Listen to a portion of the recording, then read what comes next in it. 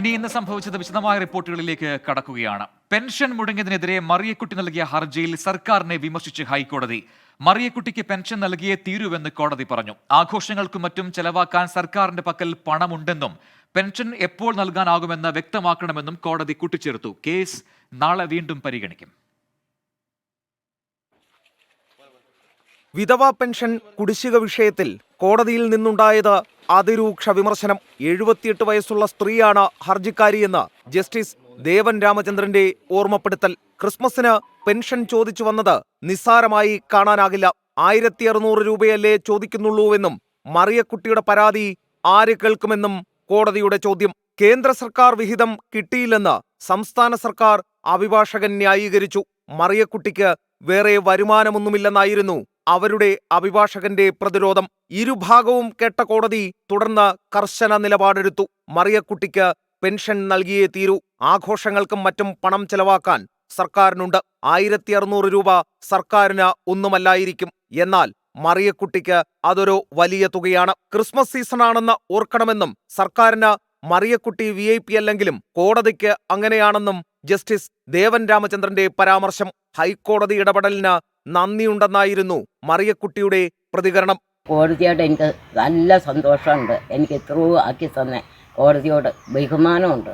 എനിക്ക് ഈ ഗവൺമെൻറ്റിന് എനിക്ക് വിശ്വാസമില്ല. എനിക്ക് ഇന്ന് വരെ ഞങ്ങളെ ഇട്ട് കഷ്ടപ്പെടുത്തതായി ഈ ഗവൺമെൻറ്. ഇപ്പം ഇഷ്ടംപോലെ പൈസയുണ്ട്, അല്ലെങ്കിൽ ഇപ്പം ഈ വിനോദയാത്രയ്ക്ക് ഇറങ്ങേണ്ട കാര്യമില്ല. അതേസമയം പണം എന്ന് നൽകുമെന്ന് സർക്കാർ വ്യക്തമാക്കണമെന്നും കേന്ദ്രത്തിന്റെ അഭിഭാഷകൻ ഹാജരാകണമെന്നും ചൂണ്ടിക്കാട്ടി കേസ് നാളത്തേക്ക് മാറ്റിയിട്ടുണ്ട്. S Srikanth, 24 Kochi.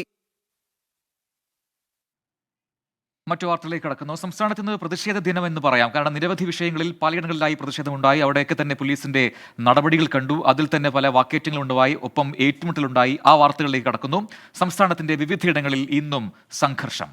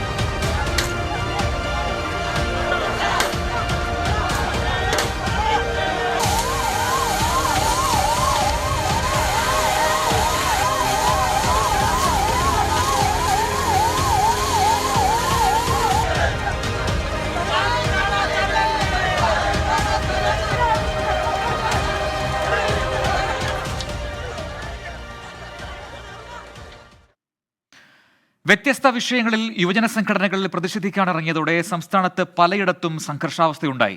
KSUവിന്റെ DGP office മാർച്ചിനിടെ പ്രവർത്തകരും പോലീസും തമ്മിൽ ഏറ്റുമുട്ടി. പ്രവർത്തകർ പോലീസിന് നേരെ മുട്ടയും മുളകുപൊടിയും എറിഞ്ഞു. ലാത്തിചാർജിൽ മാത്യു കുഴൽനാടൻ MLA അടക്കം നിരവധി പേർക്ക് പരിക്കേറ്റു. വണ്ടിപ്പെരിയാർ പോക്സോ കേസിൽ പോലീസിന് വീഴ്ച സംഭവിച്ചെന്നാരോപിച്ച് പ്രതിഷേധിച്ച യൂത്ത് കോൺഗ്രസ് പ്രവർത്തകരുമായി CPIM പ്രവർത്തകർ ഏറ്റുമുട്ടി. കല്ലേറുണ്ടായതിന് പിന്നാലെ പോലീസ് ലാത്തി വീശി. അർദ്ധവാർഷിക പരീക്ഷയുടെ ചോദ്യപേപ്പർ ചോർന്നതിൽ പ്രതിഷേധിച്ച് KSU പ്രവർത്തകർ കോഴിക്കോട് നടത്തിയ ഉപരോധ സമരവും സംഘർഷത്തിൽ കലാശിച്ചു. കാലിക്കറ്റ് സർവകലാശാലയിൽ ചാൻസലറായ ഗവർണർ ആരിഫ് മുഹമ്മദ് ഖാൻ നാമനിർദ്ദേശം ചെയ്ത പ്രതിനിധികളെ സെനറ്റ് യോഗത്തിൽ പങ്കെടുക്കാൻ അനുവദിക്കാതെ SFIയും പ്രതിഷേധിച്ചു. പ്രവർത്തകരെ ഒടുവിൽ പോലീസ് അറസ്റ്റ് ചെയ്ത് നീക്കുകയും ചെയ്തു. ഈ വാർത്തയുടെ വിശദാംശങ്ങളിലേക്കാണ് ഇന്ന് സംഭവിച്ചത് കടക്കുന്നത്. വിവരങ്ങളുമായി അഖിൽ ഷാ ചേരുന്നുണ്ട്. ഒപ്പം ശ്രീ ശിവകുമാരൻ, അരുൺ പാറയ്ക്കൽ ചേരും. ഒപ്പം രാഹുൽ വിജയനും വിശദാംശങ്ങളുമായി ചേരുന്നുണ്ട്. ആദ്യം അഖിൽ ഷാ അൻസാറിലേക്കാണ്. അഖിൽ, ഇന്നിപ്പോൾ വീണ്ടും സെക്രട്ടേറിയറ്റിന് മുന്നിൽ മാർച്ച് നടക്കുന്നു. അത് സംഘർഷാവസ്ഥയിലേക്ക് നീങ്ങുന്നു. പോലീസ് ഇടപെടുന്നു, ലാത്തിചാർജ് വരുന്നു, നമ്മൾ മുൻപ് കണ്ടിട്ടില്ലാത്ത വിധത്തിലുള്ള മുളക് പൊടിയേർ വരുന്നു. അതൊക്കെ ഏത് രീതിയിലാണെന്ന് അവിടെ ഒരു സംഘർഷ സമാനമായ അല്ലെങ്കിൽ യുദ്ധത്തിന് സമാനമായ സാഹചര്യം ഉണ്ടാക്കിയത്? അതിൽ പോലീസ് എങ്ങനെ ഇടപെട്ടു? ഇപ്പോൾ വരുന്ന മറ്റ് രാഷ്ട്രീയ പ്രതികരണങ്ങൾ ആ വിഷയത്തിൽ എന്തൊക്കെ?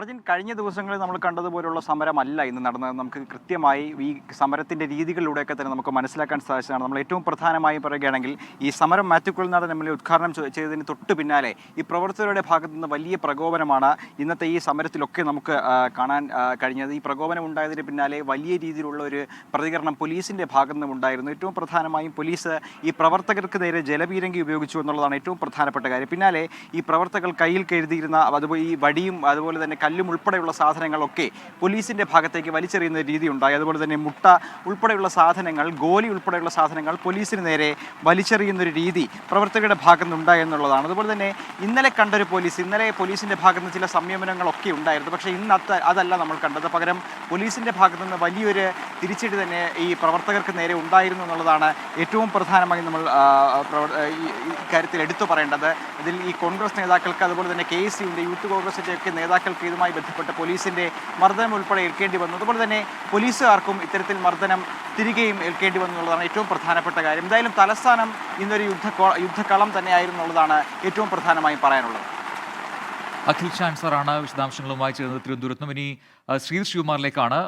ഈ നവകേരള സദസ്സിനിടെ ഉണ്ടായ പ്രതിഷേധവുമായി ബന്ധപ്പെട്ട വാർത്തയിലേക്കാണ് നമ്മൾ ഇനി കിടക്കുന്നത്. ശ്രീത്ത്, ഈ നവകേരള സദസ്സിലെ പ്രതിഷേധം അത് ഇന്നും തുടർന്നു എന്നുള്ളതാണ് ഏറ്റവും പ്രധാനപ്പെട്ട കാര്യം. അവസാന ജില്ലയിലേക്ക് കാര്യങ്ങൾ എത്തിയെങ്കിലും സദസ്സ് എത്തിയെങ്കിലും ഇപ്പോഴും ആ പ്രതിഷേധങ്ങൾക്ക് ഒരു കുറവുമില്ല. ഇന്ന് എവിടെയൊക്കെ പ്രതിഷേധങ്ങൾ അരങ്ങേറി, അതിനെതിരെ എന്ത് പ്രതികരണങ്ങളാണ് സർക്കാരിൻ്റെ ഭാഗത്തു നിന്നും ഉണ്ടായത്?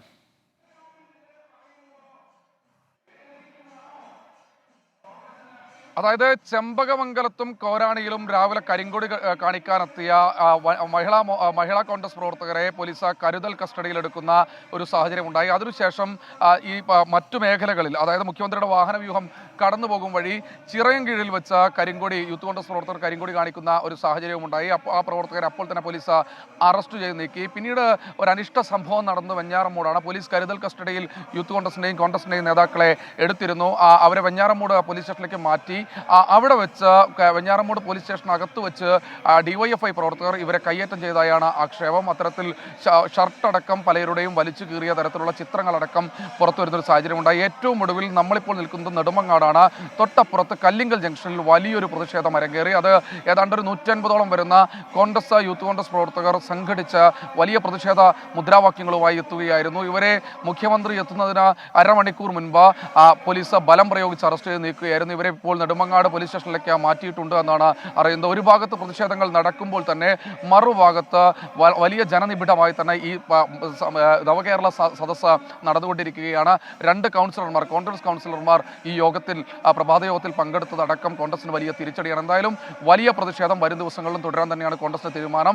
ഇങ്ങനെ പോയാൽ ശരിയാകില്ല എന്ന ഈ ഒരു ഘട്ടത്തിൽ പോലീസും തിരിച്ചറിയുന്നുണ്ട്. അവരും പ്രതിഷേധക്കാർക്കെതിരെ കർശനമായ നടപടിയെടുക്കുമെന്ന് മുന്നറിയിപ്പ് നൽകിക്കൊണ്ട് അവരും ഇവിടെ തന്നെ നിൽപ്പുണ്ട്. ശരി, ശ്രീത്താണ് വിവരങ്ങൾ നൽകിയത്. ഇനി നമ്മൾ കോഴിക്കോടേക്ക് പോകുന്നു, മലപ്പുറത്തേക്ക് പോകുന്നു. അരുൺ പാറക്കിലാണ് അവിടെ നിന്ന് വിശദാംശങ്ങളുമായി ചെയ്യുന്നത്. അരുൺ, ഈ കാലിക്കറ്റ് യൂണിവേഴ്സിറ്റി ഇന്നത്തെ പ്രതിഷേധം അത് എന്തിന്റെ പേരിലായിരുന്നു? അതിൽ ആരൊക്കെയാണ് ആ പ്രതിഷേധത്തിൽ പങ്കെടുത്തത്? ഒപ്പം അത് എങ്ങനെയാണ് അതിൽ നിന്ന് അവസാനം പ്രവർത്തകർ പിൻവാങ്ങിയത്? ഞാൻ അരുണിലേക്ക് എത്താം. രാഹുൽ വിജയൻ കൂടി ചേരുന്നുണ്ട് ഇപ്പോൾ ഇടുക്കിയിൽ നിന്നും. അവിടെ വണ്ടിപ്പെരിയാർ വിഷയത്തിലാണ് ഇന്ന് പ്രതിഷേധം ഉണ്ടായത്. രാഹുൽ, വണ്ടിപ്പെരിയാർ കേസിൽ പോലീസിന്റെ എതിരെയുള്ള പ്രതിഷേധമാണ് ഇന്ന് അവിടെ ഉണ്ടായത്. പോലീസ് പ്രതിഭാഗത്തിനോട് ചേർന്ന് നിന്ന് പ്രവർത്തിക്കുന്നു എന്നൊക്കെയുള്ള ആരോപണങ്ങൾ നേരത്തെ ഉന്നയിച്ചതാണ്. ഇന്നിപ്പോൾ ഈ പ്രതിഷേധത്തിലേക്ക് പോകാനുള്ള സാഹചര്യം എന്തായിരുന്നു? വിവരങ്ങൾ. ഈ പോലീസ് സ്റ്റേഷനിലേക്ക് യൂത്ത് കോൺഗ്രസിന്റെ പ്രതിഷേധ മാർച്ച് പ്രധാനമായും ഈ വണ്ടിപ്പെരിയാർ കേസിൽ പോലീസിന്റെ അന്വേഷണ വീഴ്ച ചൂണ്ടിക്കാണിച്ചുകൊണ്ടായിരുന്നു. വലിയ തരത്തിലുള്ളൊരു പങ്കാളിത്തം, അതായത് പ്രവർത്തക പങ്കാളിത്തം ഈ പ്രതിഷേധത്തിലുണ്ടായിരുന്നു. പോലീസ് ജലപീരങ്കി ഉൾപ്പെടെ പ്രയോഗിക്കുന്ന ഒരു ഘട്ടത്തിലേക്ക് ഇവർ എത്തി. പക്ഷേ പ്രവർത്തകർ പിരിഞ്ഞു പോയിരുന്നില്ല. പിന്നീട് അവസാനം പോലീസിന് നേരെ വടിയെറിയുന്നു, അതുപോലെ തന്നെ ചെളി എറിയുന്നു, കല്ലുകൾ വലിച്ചെറിയുന്നു, അസഭ്യം പറയുന്നു എന്നതടക്കമുള്ള കാര്യങ്ങളിലേക്കും ഈ യൂത്ത് കോൺഗ്രസ് പ്രവർത്തകർ പോയിട്ടും പോലീസ് സംയമനം പാലിച്ച് നിൽക്കുകയായിരുന്നു. അവസാനം മുതിർന്ന നേതാക്കൾ ഇടപെട്ട് യൂത്ത് കോൺഗ്രസ് പ്രവർത്തകരെ പിന്തിരിപ്പിച്ചു. അതിനുശേഷം ഈ പ്രതിഷേധ സ്ഥലത്ത് നിന്ന് മടങ്ങി തിരികെ വണ്ടിപ്പെരിയാർ ടൗണിലേക്ക് പോകുന്നതിനിടയ്ക്കാണ് ഈ CPM പ്രവർത്തകരും അതുപോലെ തന്നെ യൂത്ത് കോൺഗ്രസ് പ്രവർത്തകരും തമ്മിലുള്ള വാക്കുതർക്കം ഉണ്ടാകുന്നത്. ആ വാക്കുതർക്കം പിന്നീട് സംഘർഷത്തിലേക്ക് കലാശിക്കുകയായിരുന്നു. ഇരു കൂട്ടരും പരസ്പരം അങ്ങോട്ടും ഇങ്ങോട്ടും കല്ലുകളും വടികളും വലിച്ചെറിയുകയും ബീർ കുപ്പി ഉൾപ്പെടെ വലിച്ചെറിഞ്ഞുകൊണ്ടുള്ളൊരു വലിയ സംഘർഷ സാഹചര്യം അല്ലെങ്കിൽ ഒരു സംഘർഷഭരിതമായൊരു അവസ്ഥ അവിടെ ഉണ്ടാക്കി എന്നുള്ളതാണ് ഏറ്റവും പ്രധാനപ്പെട്ട കാര്യം. അതിന് പിന്നാലെ പോലീസ് ലാത്തി വീശുകയായിരുന്നു. പിന്നീട് ഏകദേശം ഒരു അരമണിക്കൂറോളം അവിടെ വലിയ സംഘർഷ സാഹചര്യം നിലനിന്നു. പിന്നീട് പോലീസ് ഇടപെട്ടാണ് ഈ രണ്ട് പ്രവർത്തകരെയും, രണ്ട് കൂട്ടരെയും, യൂത്ത് കോൺഗ്രസിനെയും CPM-നെയും രണ്ട് ധ്രുവത്തിലേക്ക് മാറ്റിക്കൊണ്ട് ഈ പ്രതിഷേധം അവസാനിപ്പിച്ചത്. എന്നിട്ടും ഈ യൂത്ത് കോൺഗ്രസിന്റെയും CPM-ന്റെ ഭാഗത്ത് നിന്ന് പരസ്പരം അങ്ങോട്ടും ഇങ്ങോട്ടുമുള്ള വെല്ലുവിളി ഉണ്ടാകുന്ന ഒരു സാഹചര്യം പോലും ഉണ്ടായിരുന്നു എന്നുള്ളതും ഏറ്റവും പ്രധാനപ്പെട്ട കാര്യമാണ്. രാഹുൽ വിജയനാണ് വിശദാംശങ്ങൾ നൽകിയത്. ഒരിക്കൽ കൂടി തിരൂരിലേക്ക് പോകുന്നു. അവിടെ അരുൺ പാറയ്ക്കൽ തയ്യാറായി നിൽക്കുന്നുണ്ട്. അരുൺ, ഇപ്പോൾ ആ പ്രശ്നം പരിഹരിച്ചെന്ന് മനസ്സിലാക്കുന്നു. എന്താണെന്ന് കാലിക്കറ്റ് യൂണിവേഴ്സിറ്റിയിൽ അരങ്ങേറിയ പ്രതിഷേധം? SFI ആണ് പ്രതിഷേധിച്ചത്. എന്തായിരുന്നു അവരുടെ ആവശ്യം? അപ്പോൾ എങ്ങനെയാണ് പ്രതിഷേധം കെട്ടടങ്ങിയത്? പ്രജിൻ, ചാൻസലർ നോമിനേറ്റ് ചെയ്ത ഈ സെനറ്റ് അംഗങ്ങളെ ഒരു കാരണവശാലും സെനറ്റ് യോഗത്തിലേക്ക് പങ്കെടുപ്പിക്കില്ല എന്നൊരു ഉറച്ച നിലപാടിലേക്ക് SFI നീങ്ങി. അതിനെ തുടർന്ന് അവരുടെ സംഘടനാ തീരുമാനം അവർ കൃത്യമായി നടപ്പിലാക്കി. സെനറ്റ് ഹൗസിന് മുന്നിൽ വലിയ രീതിയിലുള്ള പ്രതിഷേധ മതിൽ തീർത്തു. ഈ 8 അംഗങ്ങൾക്കും പത്മശ്രീ ബാലൻ പൂതേരി ഉൾപ്പെടെയുള്ള 8 അംഗങ്ങൾക്കും സെനറ്റ് യോഗത്തിൽ അവസാന നിമിഷം വരെ പങ്കെടുക്കാൻ കഴിഞ്ഞില്ല എന്നുള്ളതാണ്. എന്തായാലും ഇതിനെതിരെ വലിയ രീതിയിലുള്ള ഒരു പ്രതിഷേധം സംഘപരിവാർ അനുകൂലികളുടെ ഭാഗത്തു നിന്നും ഉയർന്നു വരുന്ന ഒരു സാഹചര്യമുണ്ടായി. ഗവർണർ ഇതുമായി ബന്ധപ്പെട്ട് ഈ SFIയുടെ കോടതി അലക്ഷ്യ നടപടിക്കെതിരെ ഹൈക്കോടതിയെ സമീപിക്കാനുള്ള നീക്കങ്ങളും നടത്തുന്നുണ്ട്. ജസ്റ്റിസ് വിജു എബ്രഹാമിന്റെ ബെഞ്ചിന് മുൻപാകെ ഈ കേസ് എത്തിക്കാനാണ് ഗവർണറുടെ ശ്രമമുള്ളത്. എന്തായാലും ഇന്ന് തന്നെ ഈ കേസ് എത്തിക്കുമെന്ന് രാജ്ഭവൻ അറിയിച്ചിരുന്നു.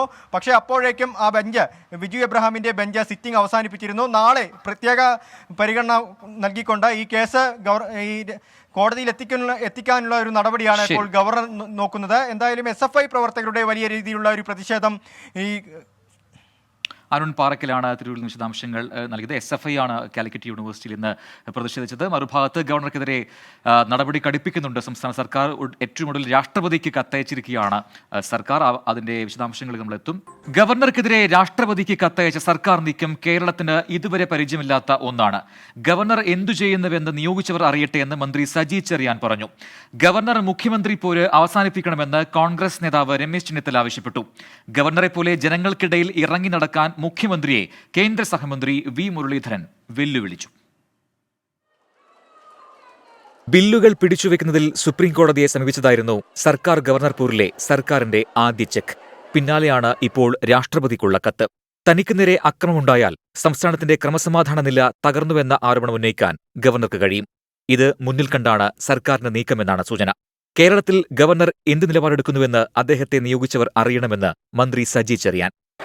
ഗവർണറെ നിയോഗിച്ച ആളുകൾ കേരളത്തിൽ ഗവർണർ എടുക്കുന്ന നിലപാടുകൾ അറിഞ്ഞിരിക്കണം. നിയമസഭ പാസാക്കിയ ബില്ലിൽ ഗവർണർ അടയിരിക്കുന്നുവെന്ന് നിയമമന്ത്രി പി രാജീവ് പറഞ്ഞു. അതേസമയം ഗവർണറും മുഖ്യമന്ത്രിയും തമ്മിലുള്ള പരസ്പരം ചെളിമാരിയേറിയൽ കേരളത്തിന് അപമാനമെന്ന് മുൻ പ്രതിപക്ഷ നേതാവ് രമേശ് ചെന്നിത്തല പ്രതികരിച്ചു. ഈ ഗവർണറും മുഖ്യമന്ത്രിയും തമ്മിലുള്ള ഈ പോരാട്ടം തന്നെ, പരസ്പരമുള്ള ചെളിവാരിയെറിയൽ തന്നെ കേരളത്തെ വളരെ അപമാനിതമാകുന്ന നിലയിലേക്ക് കൊണ്ടുപോവുകയാണ്. പക്ഷെ ഇന്ന് നടന്നുകൊണ്ടിരിക്കുന്ന ഈ സംഭവങ്ങൾ ഉന്നത വിദ്യാഭ്യാസ മേഖലയ്ക്ക് തന്നെ അപമാനകരമാണ്. ഗവർണർ ചെയ്തതുപോലെ ജനങ്ങൾക്കിടയിൽ ഇറങ്ങാൻ മുഖ്യമന്ത്രിക്ക് ധൈര്യമില്ലെന്നായിരുന്നു കേന്ദ്ര സഹമന്ത്രി വി മുരളീധരന്റെ പ്രതികരണം. ഒന്നുണ്ടായില്ലല്ലോ, ജനങ്ങൾ മുഴുവൻ തന്നെ അദ്ദേഹത്തെ വളരെ സ്നേഹത്തോടുകൂടി സ്വീകരിച്ചില്ലേ.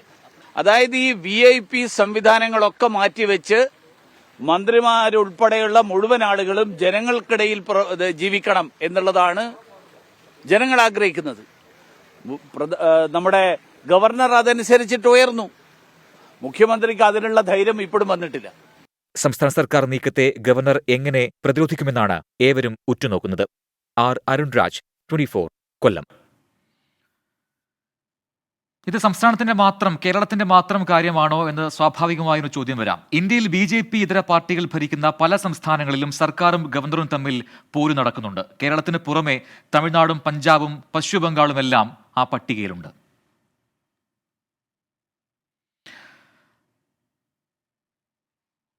ഇപ്പോൾ മറ്റൊരു വാർത്ത വരുന്നു. ഗവർണർക്കെതിരെ കരിങ്കൊടി പ്രതിഷേധം നടക്കുന്നുണ്ടെന്ന് വാർത്ത വരുന്നുണ്ട്. തിരുവനന്തപുരത്താണ് ആ പ്രതിഷേധം ഇറങ്ങിയത്. ഷഫീദ് റാവുത്തർ നൽകുന്ന വിശദാംശങ്ങൾ. ഷഫീദ്, ഗവർണർക്കെതിരെ ഈ പ്രതിഷേധം ഉണ്ടായത് എവിടെയാണ്? SFI പ്രവർത്തകരാണ് കരിങ്കൊടി കാണിച്ചത് എന്നാണ് മനസ്സിലാക്കുന്നത്. വിവരങ്ങൾ. സർവകലാശാല സെനറ്റിലേക്ക് ഗവർണർ നിയമവിരുദ്ധമായി ആളുകളെ കുത്തിത്തിരിക്കുന്നു എന്നുള്ള ആക്ഷേപത്തിൽ SFI പിന്നോട്ടില്ല. SFIയുടെ പ്രതിഷേധം കടുപ്പിക്കുകയാണ്. അതിന്റെ ഭാഗമായിട്ടാണ് ഇന്ന് വിമാനത്താവളത്തിലേക്ക്, ഡൽഹിയിലേക്കുള്ള യാത്രയ്ക്കായി വിമാനത്താവളത്തിലേക്കുള്ള വഴിയിൽ ജനറൽ ആശുപത്രിക്ക്, തിരുവനന്തപുരം ജനറൽ ആശുപത്രിക്ക് സമീപത്ത് വെച്ച് ഗവർണർക്കെതിരെ SFI പ്രവർത്തകർ കരിങ്കൊടി പ്രതിഷേധം നടത്തിയത്. മറ്റു പല സ്ഥലങ്ങളിലും കരിങ്കൊടി പ്രതിഷേധം നടത്തുമെന്ന് പറഞ്ഞിരുന്നെങ്കിലും പോലീസിന്റെ കനത്ത സുരക്ഷയുണ്ടായിരുന്നു. പക്ഷേ ജനറൽ ആശുപത്രിക്ക് മുൻപിൽ 3 SFI പ്രവർത്തകർ ഗവർണറുടെ വാഹനവ്യൂഹത്തിന് നേരെ കരിങ്കൊടി പ്രതിഷേധം നടത്തി. ഈ 3 SFI പ്രവർത്തകരെയും പോലീസ് അറസ്റ്റ് ചെയ്ത് നീക്കി. ജനറൽ ആശുപത്രിക്ക് തൊട്ട് മുൻപിലെ റോഡിൽ വെച്ചായിരുന്നു ഈ സംഭവം നടക്കുന്നത്. വിമാനത്താവളത്തിലേക്ക് ചാക്കയിലേക്കുള്ള, അല്ലെങ്കിൽ ചാക്ക എയർപോർട്ടിലേക്കുള്ള വഴിയിലാണ് നിലവിൽ ഇപ്പോൾ ഈ കരിങ്കൊടി പ്രതിഷേധം നടത്തിയിട്ടുള്ളത്. നേരത്തെ തന്നെ SFI ഉള്ള നിലപാട് സംസ്ഥാന നേതൃത്വം പ്രഖ്യാപിച്ചിരുന്നു. ഗവർണർക്കെതിരെ വ്യാപകമായി പ്രതിഷേധം നടത്തും. ആ പ്രതിഷേധത്തിൽ നിന്ന് പിന്നോട്ടില്ല. മാത്രവുമല്ല, നിലവിലിപ്പോൾ സർക്കാർ തലത്തിൽ നിന്ന് ഗവർണർക്കെതിരെ രാഷ്ട്രപതിയെ സമീപിച്ചിട്ടുണ്ട്. കത്തായി, കത്തിന്റെ രൂപത്തിൽ. സ്വാഭാവികമായും അതടക്കമുള്ള കാര്യങ്ങൾ SFIക്ക് നൽകുന്ന ഊർജ്ജം ചെറുതല്ല. അതുകൊണ്ട് തന്നെയാണ് സെനറ്റിലേക്ക് അനാവശ്യമായി ആ സംഘപരിവാർ ആശയങ്ങൾ ഉൾക്കൊള്ളുന്നവരെ, അത് പിന്തുടരുന്നവരെ കുത്തിക്കയറ്റുന്നു എന്നുള്ള ആക്ഷേപം ഉയർത്തി SFIയുടെ പ്രതിഷേധം തുടരുന്നത്. നിലവിലിപ്പോൾ കഴിഞ്ഞ 2 ദിവസമായി പ്രതിഷേധം ഉണ്ടായിരുന്നില്ല. പക്ഷേ ഇന്ന് വിമാനത്താവളത്തിലേക്കുള്ള ഗവർണറുടെ യാത്രാമധ്യയാണ് ഗവർണർക്ക് നേരെ ജനറൽ ആശുപത്രി പരിസരത്ത് വെച്ച് SFI പ്രവർത്തകർ കരിങ്കൊടി പ്രതിഷേധം നടത്തിയത്. ചാക്കയിലും സമാനമായ രീതിയിൽ പ്രതിഷേധത്തിന് സാധ്യതയുണ്ട്. പക്ഷേ നിലവിലിപ്പോൾ നമുക്ക് ലഭിക്കുന്ന വിവരം അനുസരിച്ച് യാത്രക്കിടയിൽ കനത്ത പോലീസ് സുരക്ഷയുള്ളതിനാൽ ജനറൽ ആശുപത്രി പരിസരത്ത് മാത്രമാണ് കരിങ്കൊടി പ്രതിഷേധം. തലസ്ഥാന ജില്ലയിലുണ്ട്. ജനറൽ ആശുപത്രിക്ക് മുൻപിലാണ് ഗവർണർക്ക് നേരെ SFI പ്രവർത്തകർ കരിങ്കൊടി കാട്ടിയത്. 3 SFI പ്രവർത്തകരാണ് കരിങ്കൊടി കാണിച്ചതെന്നാണ് അവിടെ നിന്നും ഷഫീദ് റാവുത്തർ നൽകിയ വിവരം. മറ്റൊരു റിപ്പോർട്ടിലേക്ക്. ഗസയിൽ ഇസ്രയേൽ ഹമാസ് ഏറ്റുമുട്ടൽ അതിരൂക്ഷമായി തന്നെ തുടരുകയാണ്. വെടിനിർത്തൽ പ്രഖ്യാപിക്കണമെന്ന പ്രമേയം UN രക്ഷാസമിതിയിൽ വോട്ടിനിടുന്നത് വീണ്ടും നീട്ടിവെച്ചു. ഗസയിൽ യുദ്ധം അവസാനിപ്പിക്കാൻ അടിയന്തര ശ്രമം നടക്കുകയാണെന്ന് അമേരിക്ക അറിയിച്ചു. സംഘർഷഭൂമിയായ ഗസയിൽ കോൺവോയ്ക്കൊപ്പം നീങ്ങുന്ന ഇപ്പോൾ ഗവർണർ ആരിഫ് മുഹമ്മദ് ഖാൻ മാധ്യമങ്ങളെ കാണാൻ തയ്യാറായിട്ടുണ്ട്. അതിലേക്ക്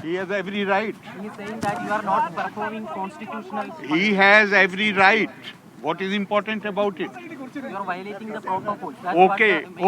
Okay, that is his view. I don't want to join issue with him. Man who is promoting the kind of violence and he's hiring gundas to attack my car. My car has been damaged or not damaged. Who were they? They were sent by him or by somebody else. With such a person, I don't want to join any issue. I don't want to reply to anything, whatever he says. Is that fine? He's also saying that the governor wanted to create violence in the state. Okay, I have already told you that a man who organizes attack on the governor, he does not deserve any response from me. Sir, one more thing. The Senate members are not allowed to enter in. Look, you are raising the right kind of thing. Despite the judgment of the Honorable Supreme Court, they are not going to give up interfering in the affairs of the university. And I will make it sure that they do not succeed in their design. Their whole thing is, Kerala is already according to them, not according to me.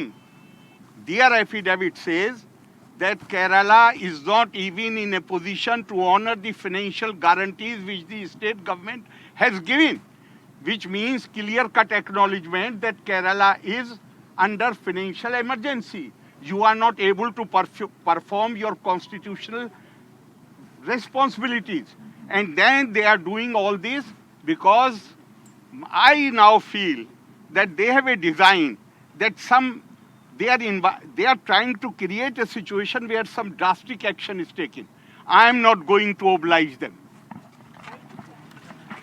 Governor Arif Mohammad Khan മാധ്യമങ്ങളോട് പ്രതികരിക്കുകയായിരുന്നു. മുഖ്യമന്ത്രിക്ക് ഒരു മറുപടി നൽകാൻ ഞാൻ ഒരുക്കമല്ല, അതിന് എനിക്ക് സാധിക്കുന്നില്ല. കാരണം എന്നെ ആക്രമിക്കാൻ ആളുകളെ വിടുന്ന ആളാണ് മുഖ്യമന്ത്രി എന്ന് വീണ്ടും അതേ ആരോപണം ഉന്നയിക്കുന്നു ഗവർണർ ആരിഫ് മുഹമ്മദ് ഖാൻ. നേരത്തെയും കണ്ടത് അതേ രീതിയിലുള്ള പ്രതിഷേധമാണ്. അവരെ വിട്ടത് മുഖ്യമന്ത്രി തന്നെയല്ലേ, മറ്റാരാണ് അവരെ വിട്ടത് എന്നുള്ള ചോദ്യം ഉന്നയിക്കുന്നു. അതുകൊണ്ട് തന്നെ ആ കാരണം കൊണ്ട് മുൻനിർത്തി തന്നെ അദ്ദേഹത്തിന് ഒരു മറുപടി കൊടുക്കാൻ ഞാൻ ബാധ്യസ്ഥനല്ല, ഞാൻ ഉത്തരവാദിത്തപ്പെട്ട ആളല്ല എന്ന് പറയുന്നു. ഒപ്പം തന്നെ ഭരണഘടനാപരമായി തന്റെ ഉത്തരവാദിത്തങ്ങൾ നിർവഹിക്കാൻ എന്നെ അനുവദിക്കുന്നില്ല എന്നുകൂടി പറയുന്നു. രാഷ്ട്രപതിക്കടക്കം സംസ്ഥാന സർക്കാർ ഗവർണർക്കെതിരെ കത്തയച്ച സാഹചര്യത്തിലാണ് ഈ പ്രതികരണം ഗവർണറുടെ ഭാഗത്തുനിന്ന് ഉണ്ടാകുന്നതെന്നും ശ്രദ്ധേയം. ഇന്ന് സംഭവിച്ചത് പൂർത്തിയാവുകയാണ്.